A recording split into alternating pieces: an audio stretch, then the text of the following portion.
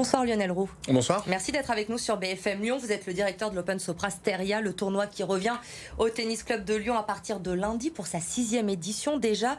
Et encore une fois, vous faites fort en faisant venir des joueurs du top 100 mondial. Parmi eux, celui qu'on attend évidemment, nous Français, Richard Gasquet. Sacrée tête d'affiche pour vous d'avoir réussi à le faire venir. Oui, c'est vrai que c'était une vraie surprise. Je connais bien Richard depuis un petit moment puisque j'ai eu l'occasion d'être son entraîneur quand j'étais entraîneur de Coupe Davis et lui jouait à cette époque.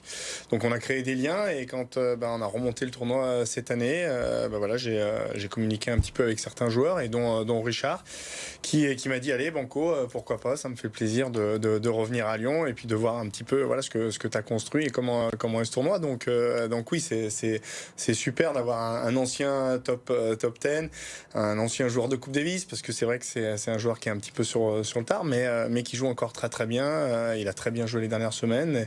On n'avait pas envie qu'il joue trop bien Roland Garros, parce qu'on sait que parfois derrière ils peuvent se reposer.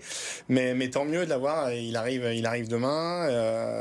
Voilà, il est motivé. Après voilà, c'est un tableau qui est relevé, donc attention. Attention, effectivement, mais ça va forcément apporter les spectateurs du côté du Tennis Club de Lyon. Côté français également, il y a le retour de Corentin Moutet cette année qui avait remporté le tournoi en 2019. Là aussi, ça fait partie des têtes d'affiche, il faut le dire. Ouais, c'est vrai que Corentin a très bien joué aussi à Roland-Garros. Bon, malheureusement, il a croisé la route de Rafael Nadal au deuxième tour. Mais c'est un joueur qui joue très très bien sur cette surface. Vous l'avez souligné, il a gagné en 2019. On a partagé des bons moments avec lui. De le voir revenir ici, il est encore jeune, Corentin. Donc, ouais, ça fait partie des têtes d'affiche. Après, il y a bon nombre de Français aussi qui seront là. Malheureusement, et j'ai une petite pensée pour lui parce que c'est celui qui m'avait donné un go très tôt, c'est Jérémy Chardy qui devait être là et qui s'est fait opérer du genou mardi dernier. Donc voilà, une petite pensée pour lui. Des spécialistes de terre battue également, comme chaque année, qui répondent présents. L'Espagnol Pablo Andújar, l'Argentin Federico Coria.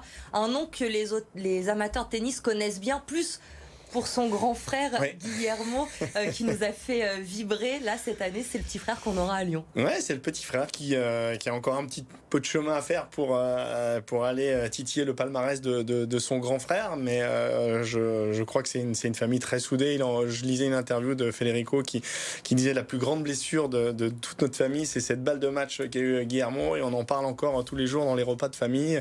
Voilà, mais à moi d'écrire ma route, d'écrire mon destin. Et son frère lui conseille de prendre beaucoup de plaisir déjà sur le circuit. Et c'est vrai qu'il est autour de la 50e place mondiale aujourd'hui. Donc ça sera notre tête d'affiche. Il sera tête de série 1 demain lors du tirage au sort. Et on le sait aussi, avec cet Open Sopra Steria, vous mettez un point d'honneur chaque année à révéler les talents de demain, les jeunes. On se souvient du jeune Canadien, Félix Auger-Aliassime, qu'on a vu à Roland-Garros encore pendant la quinzaine. Il a pris 2-7 à Rafael Nadal cette année. Il s'était imposé à Lyon en 2017 et en 2018. Et cette année encore, des jeunes très prometteurs seront là. Je pense notamment à Lucas Van H, je le prononce bien, très bien. Qui sera là, qui connaît bien la région en plus. Oui, qui connaît bien la région. Lucas Van H qui a été à ses tout débuts entraîné au Tennis Club de Lyon, après au Tennis Club Vidésien à Sainte-Foy-les-Lyons, et puis après qui est parti donc sur Paris et qui a gagné Roland Garros Junior l'année dernière. Donc voilà, il aura une invitation cette année pour participer au tableau, en espérant que ce tournoi de nouveau soit un tremplin comme ça l'a été pour Félix, mais également comme Holger Rune qui était là l'année dernière, qui a perdu en quart de finale hier ou avant-hier, ou Casper Ruud qui avait perdu contre Félix et qu'on connaissait pas bien encore en 2018. Et puis d'autres Français, Arthur Fils, Giovanni Mpecci, qui sont des jeunes juniors qui poussent, qui mettent peut-être un petit peu plus de temps que ces autres joueurs que je viens de citer, mais il faut les aider et ce tournoi-là est là aussi pour ça, pour leur permettre de passer les caps. Une question, une petite parenthèse, en plein Roland-Garros, on parle de ces jeunes prometteurs qui remportent Roland-Garros en junior, notamment des grands chelems. Comment vous expliquez-vous qu'aujourd'hui, nos Français n'y arrivent pas dans les grands tournois en grand chelem? On les voit chez les jeunes, on a plein d'espoir, que ce soit chez les filles, chez les garçons, et après, derrière, ça passe pas. C'est une vraie question. Il y a plein de choses qu'on pourrait dire par rapport à ça, alors qu'on les a peut-être un petit peu trop aidés trop vite tout de suite, qu'il n'y a pas assez. Certains disent qu'un joueur comme Djokovic s'est construit à travers des failles, mais je crois que chacun avance avec son rythme. Et puis ce basculement entre les juniors et le monde professionnel, c'est un monde très difficile à appréhender. Donc il faut que nous, anciens joueurs, les coachs des fédérations, on soit là pour essayer d'amener notre expérience. J'en parlais la dernière fois avec Fabrice Santoro et Sébastien Grosjean, voilà, de pourquoi pas aider ces jeunes-là à passer ce cap, parce qu'on n'en parle pas assez. On pense que oui, une fois qu'ils ont gagné chez les juniors, ça va se passer tranquillement derrière. Mais non, il y a un vrai cap à passer. Et donc, c'est le travail de toute une fédération à mettre en place, mais il n'y a pas une solution comme ça miracle. C'est du travail qui va être long. Et en tout cas, ces futures stars du tennis français, on va pouvoir les voir la semaine prochaine au Tennis Club de Lyon. 6e édition, je le disais, une petite nouveauté cette année, si je me suis bien renseignée. Vous avez agrandi un petit peu le cours, je crois. Ça devrait faire plaisir, notamment à Richard Gasquet. Mais c'est vrai que Richard aime bien jouer loin derrière sa ligne de fond de cours. Donc, quand on en a discuté au début, je lui ai souligné cela. C'est comme ça que vous l'avez convaincu? Non, peut-être pas, mais je sais que c'est bien pour lui, parce qu'il a tendance à se tenir un petit peu loin, à frapper fort de très loin. Et je remercie d'ailleurs le Tennis Club de Lyon, parce qu'ils nous ont permis, c'est vrai que ce sont des cours qui sont utilisés à l'année par tous les membres du Tennis Club de Lyon. Et on avait la possibilité, sur ce cours central, de pouvoir gagner 1,20 m presque. Donc, on l'a fait. Donc, ça a demandé un petit peu d'énergie, des travaux. Et ça en fait un vrai grand cours maintenant, même pour les membres, du coup, toute l'année. Donc, c'est une vraie chance de pouvoir travailler comme ça dans ce club, avec un joli partenariat avec eux. Et c'est important aussi pour les joueurs, parce qu'on le voit à Roland-Garros, ils jouent sur des cours qui font 20 mètres par 40. Ici, c'est un petit peu plus petit.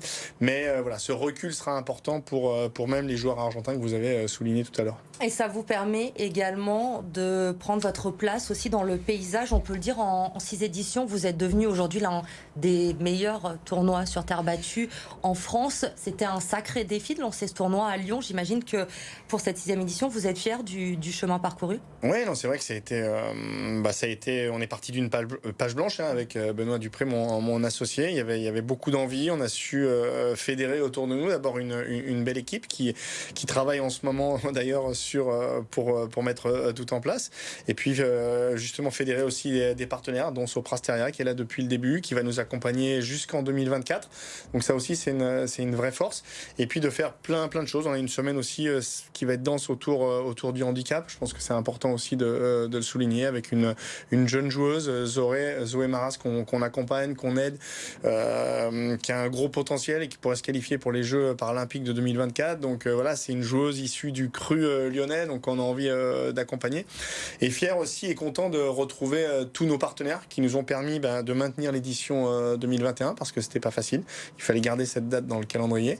Donc ça a été une épreuve de force, mais avec tous ces partenaires, voilà, très fidèles, qui nous accompagnent et qui ont très envie aussi de se retrouver. On sent que il y a un engouement, il y a une effervescence autour de Roland-Garros, et on sent aussi que ça a envie de continuer. D'arriver juste derrière, c'est exactement, aussi exactement. dans le calendrier. Donc le grand public, les partenaires, voilà, et ça va être, je l'espère en tout cas, une belle fête du tennis tout au long de la semaine prochaine. Et juste, je tenais à préciser, vous évoquez Zoé Maras, vous allez la soutenir cette année, puisqu'il y a le retour évidemment du Fuel Ace Challenge.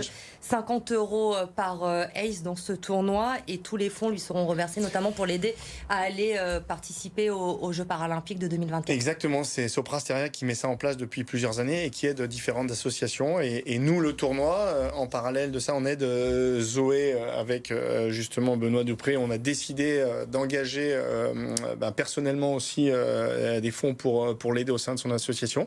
On a embarqué des partenaires, et cette année, du coup, Sopra Steria, avec son Full Ace Challenge, va pouvoir l'aider et va l'accompagner également les prochaines années dans son grand défi. Et l'Open Sopra Steria, c'est à partir de lundi. Il reste des places si on veut venir assister au match? Oui, il reste des places. Vous pouvez aller sur le site du tournoi. Il y a encore des places à vendre. Et puis du beau monde à avoir joué, à venir voir soutenir. Alors, n'hésitez pas, une belle semaine de tennis qui nous attend à Lyon. Merci beaucoup Lionel Roux d'avoir été notre invité ce soir sur BFM Lyon.